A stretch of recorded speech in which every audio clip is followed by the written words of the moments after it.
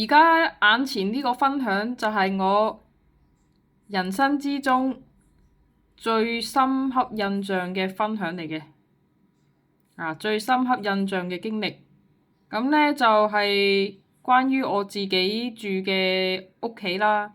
咁我住嘅屋企呢，就係公屋單位嚟嘅。呢個公屋單位呢，就唔係空宅，只係因為太耐冇人嚟住，所以發生咗呢啲問題啦。我呢個公屋單位呢，就唔係空宅嚟嘅，只係因為荒廢咗好耐，太耐冇人嚟居住啦，所以就發生咗呢啲問題啦。呢個分享都對我嚟講都係好重要嘅，有意義嘅，亦都係好印象深刻嘅，真係。